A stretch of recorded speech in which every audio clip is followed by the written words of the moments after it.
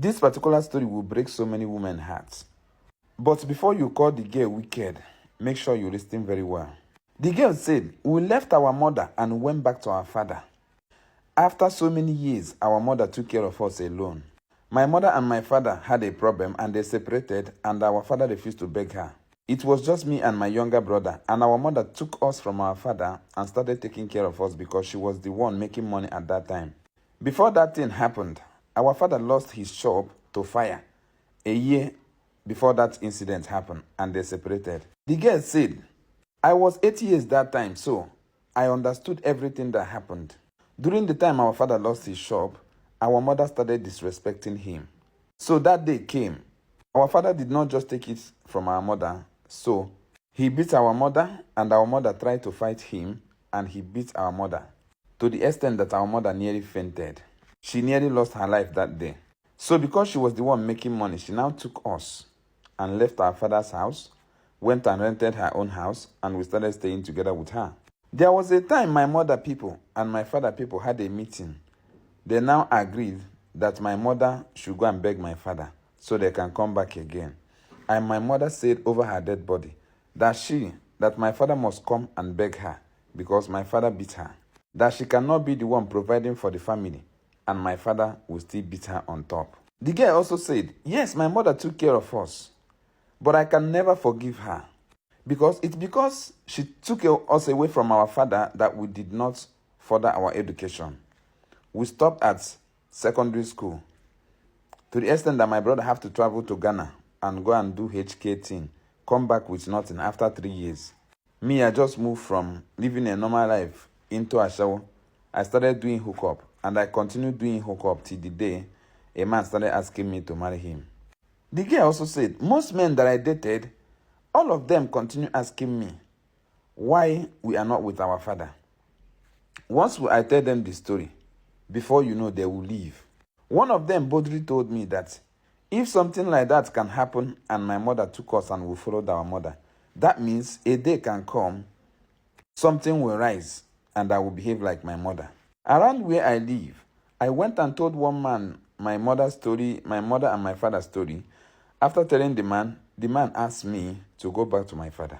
I still did not agree till that day my brother came and he was like, 'Why are we suffering? And our father is doing well.' One thing is that our father did not stop calling us. He always called. But he told us that he can never send 1 naira to us and he can never provide for us unless we leave our mother and come back to him.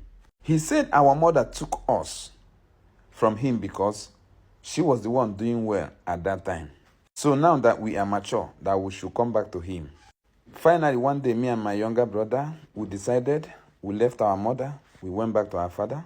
My mother called me one day and she said, 'I took care of you and your brother for so many years, and you people have the mind to leave me and follow a man that abandoned you people.'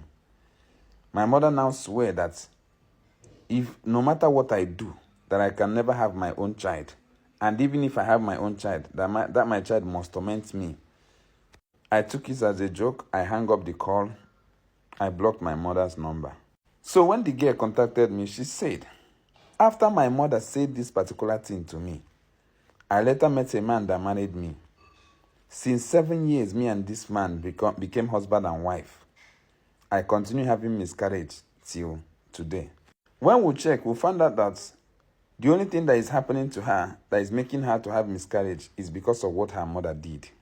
Her mother went somewhere for her and did something that she can never have a child, unless she come back with her younger brother and apologize to her. So after we found out everything, I now asked the girl, "Is your father married? Did your father marry another woman?" She said no. "Did your mother marry another man?" She said no. I now told her to talk to her father. Let her talk to her father, beg her father, so her father will bring her mother back. Because in this whole thing, the only thing I saw is what? Pride. It's possible that her mother is not a bad woman, but that pride have damaged her. Pride and unable to forgive. We first of all destroy everything the mother did. Then we started calling the woman. She and her younger brother called the woman, asked her where she lived. She told them, and they went there and apologized to her. They talked to their father, and their father accepted to forgive the woman and bring her back. So the father went to the woman's village with some drink, and they did it how they did it, and he was able to take his wife back home.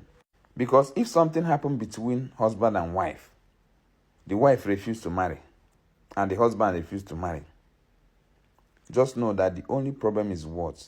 Pride. Somebody is waiting for somebody to do the right thing. That's how I just saw it. So many families out there are suffering today because of one small thing. So many families out there scattered because of one small thing. Somebody out there have tied somebody's womb because of one small gossip. I want you to know that you can settle with your husband. You that is a man, you can settle with your wife.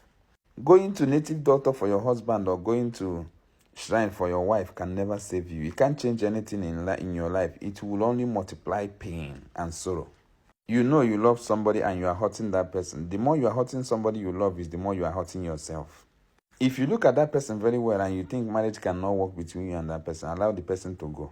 Today, I am happy sharing this story because that girl already have her own child. Not up to 1 year, the mother settled with the father. She now have her own child.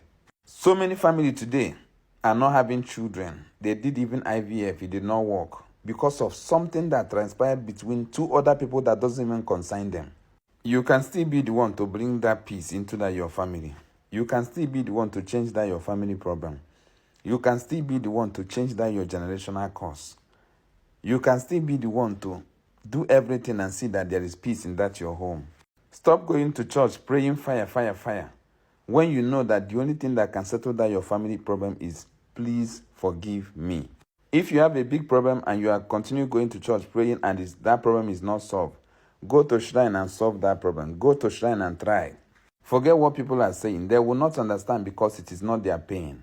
Because so many of you out there, if anybody go to your village and the person want to talk about failure, the person will use you or your family and talk about failure.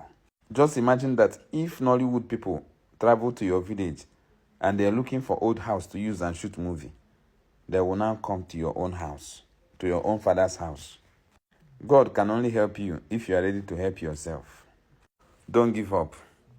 Don't give up. Oh. Don't give up. Don't give up. Continue. You can do it. Don't give up.